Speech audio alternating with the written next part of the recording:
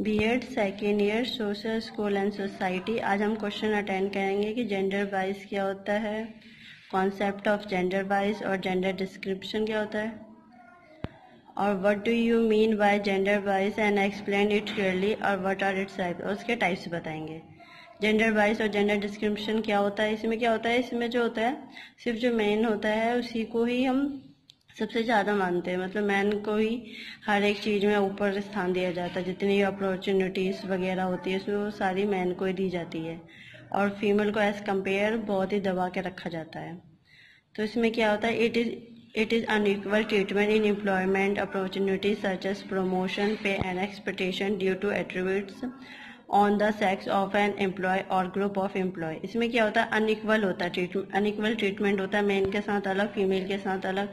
और जो भी अपॉर्चुनिटीज़ दी जाती है सबसे पहले मेल को दी जाती है, उसके बाद ही फीमेल को दिया जाता है। प्रमोशन हो गया, प्रमोशन भी मेल को ज़्यादा दिया जाता है। पे और एक्सपेक्टेशन, जो सैलरी वगैरह होती है, जो सैलरी होती है मेल की, वो फीमेल के एज कम्पेयर ज़्यादा होती है। और ये क्या होता है, sex of an employee or group of employ. ये होता है एम्प्लॉय में जैसे मेल होता है उसको ज़्यादा दी जाती है, चाहे ग्रुप में जितने भी फीमेल हो उनके as compare to. The description is theoretical, different from sexism, whereas sexism is a prejudice based on biological sex।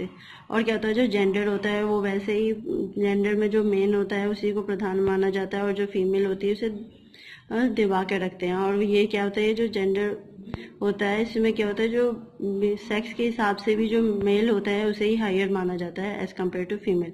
It includes the belief that one sex or gender is superior to another, especially that male are superior to women.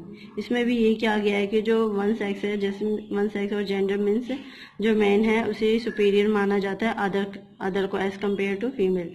कि जो mail होता है वही निर्णय लेता है, वही superior होता है, वही हायर होता है, और जो फीमेल होती है उसके अंडर में वर्क करती है।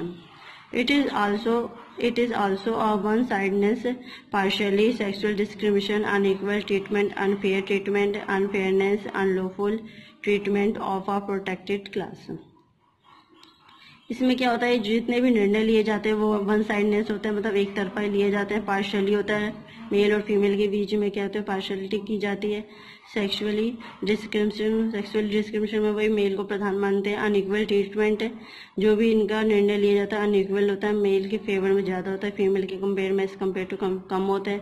अनफेयर ट्रीटमेंट होता है, अनफेयरनेस होता है, अनलॉफुल ट्रीटमेंट होता है, और क्या होता है, ये क्या, protective class. Gender biasness is unfair difference in the way of women and man are treated. इसमें कहता है जो मेल और फीमेल होता है दोनों को अलग अलग तरीकों से ट्रीट किया जाता है, मेल को अलग, फीमेल को अलग। अब इसके हम काइंड्स पढ़ेंगे कि कितने टाइप्स के होते हैं। ये kinds of gender wise and discrimination in the work place. जैसे हम लोग काम करने जाते हैं तो वहाँ पे वर्क प्लेस में जो मेल होता है उसको, मेल की जो होती है, मेल का जो पोजीशन होता है वो क्या होता है, फीमेल की पोजीशन होती है वो बतानी है हमें इसमें। इंटरव्यू क्वेश्चन में इसमें देखेंगे कि जो इंटरव्यू में क्वेश्चन करे जाते हैं वो कैसे होते हैं। Interview question of both male and females are differently. जो इंटरव्यू में क्वेश्चन पूछे जाते हैं, पुट किए जाते हैं, वो मेल और फीमेल के लिए क्या होते हैं, डिफरेंट होते हैं।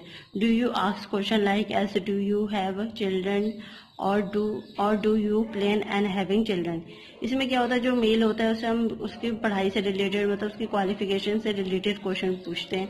बट एज कम्पेयर टू अगर हम वुमेन से क्वेश्चन पूछेंगे तो उससे हम पूछ देंगे तुम्हारे घर में मतलब तुम्हारे कितने बच्चे हैं, या फिर तुम बच्चे की प्लानिंग कर रहे हो या नहीं।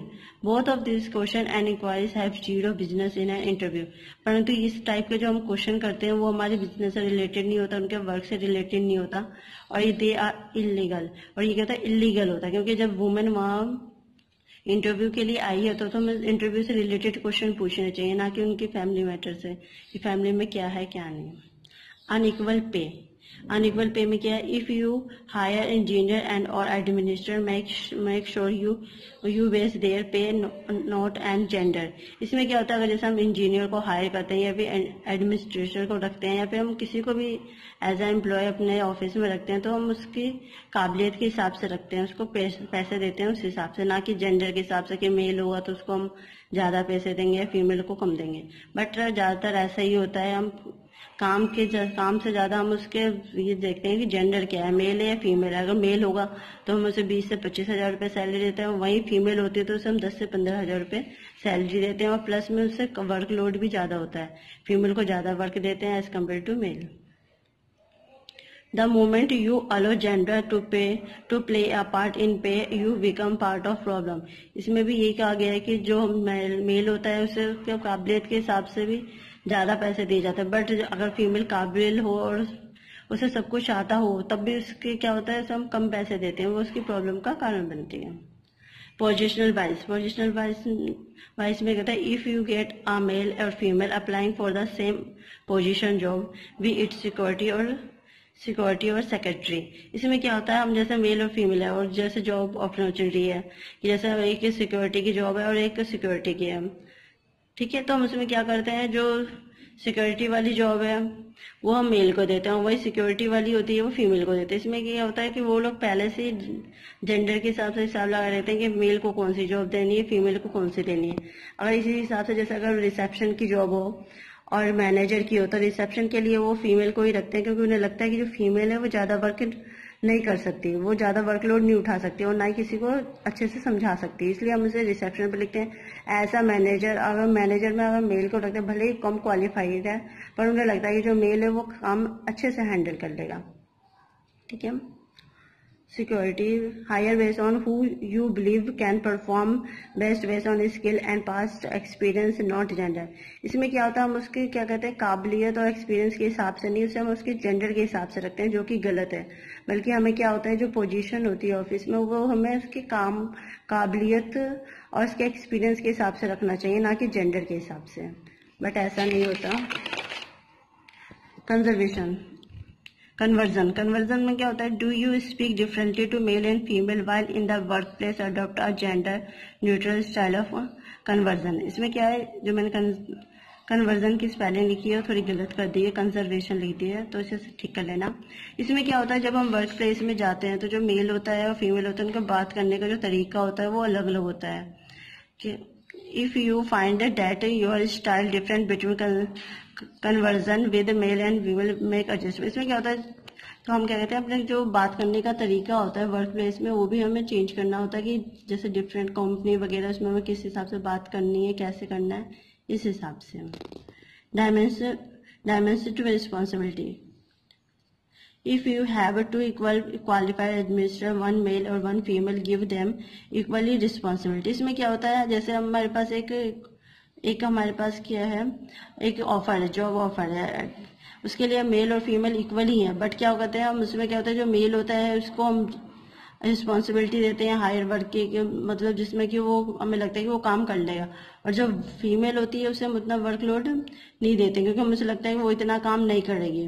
परंतु जो रिटर्न वर्क हो गया, वो दूसरा अदर वर्क हो गया, वो हम एज कम्पेयर टू फीमेल को ज़्यादा वर्क देते हैं, जो कि गलत है। This is a subtle gender wise that so employ that inequality is expected. इसमें क्या होता है, इनइक्वालिटी किया जाता है, जो फीमेल होती है उसे, इससे क्या होता है इनइक्वालिटी, उसको मतलब इक्वल नजरिए से नहीं देखा जाता, ठीक है। Restroom, some workplace are such where the employees are males. क्या होता है, जो कुछ वर्क प्लेसेस होते हैं वहाँ पे मेल के लिए वो क्या होता है रेस्ट रूम होता है, एज कम्पेयर टू फीमेल के लिए नहीं होता है। फीमेल को अपना रेस्ट करने के लिए दूसरी कंपनी में जाना पड़ता है या फिर कहीं और बैठना पड़ता है, जो कि गलत है। आज के टाइम में हमें फीमेल के लिए भी एक रेस्ट रूम रखना चाहिए जिसमें कि वो भी रेस्ट कर सके। टर्मिनेशन में क्या होता है, what are your response for terminating an employ. जैसे हमें टर्मिनेट करना होता है तो एज कम्पेयर टू हम फीमेल को जल्दी टर्मिनेट करना चाहते हैं मेल के, भले ही अगर मेल की गलती भी हो क्यों ना, परंतु हम क्या करते हैं फीमेल को जल्दी टर्मिनेट कर देते हैं।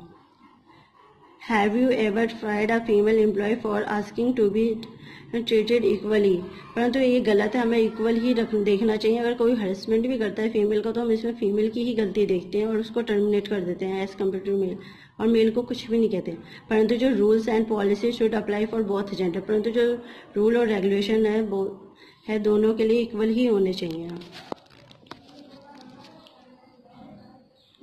आउटडेटेड व्यू क्या, society has change a great deal over the last decade. क्या होता है, जो सोसाइटी होती है वो डे बाय डे जो ड्रेस स्टाइल है वो चेंज होता जा रहा है। If you are still holding the earlier or older views which are popular in 19th you are behind. अगर हम पिछला देखा जाए 19th के टाइम में, तो जो हमारा earlier or older work dress style है वो चेंज हो चुका है अब तक।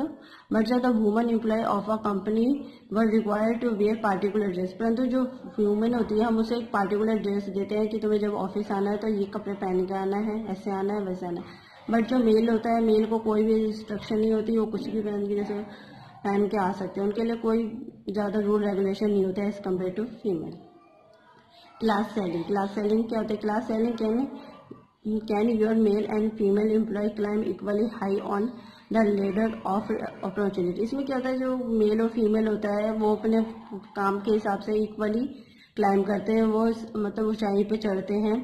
There is justifiable reason for this remove that class ceiling. परंतु हम क्या करते हैं, अगर दोनों में इक्वल अपॉर्चुनिटी दी जाती है और इक्वल सब कुछ दिया जाता है, परंतु जो वो लोग होते हैं, ऑफिसर्स होते हैं, वो मेल को ज़्यादा मानते हैं और फीमेल को एज कम्पेयर टू कम, और जो ज़्यादा से ज़्यादा जो अपॉर्चुनिटी दी जाती है वो मेल को ही दी जाती है। इस हिसाब से हमें क्लास सेलिंग को हटा देना चाहिए। Each employ regardless of gender should have the same opportunity. परंतु हमें क्या करना चाहिए, जो जैसे मेल और फीमेल दो हमारे एम्प्लॉय हैं, तो हमने दोनों को इक्वल ही अपॉर्चुनिटी दी जानी चाहिए कि दोनों इक्वली क्लाइम कर सकें, और जो क्लास सेलिंग है उसे हटा देनी चाहिए। प्लीज़ लाइक, कमेंट और शेयर कीजिए। Thank you for watching.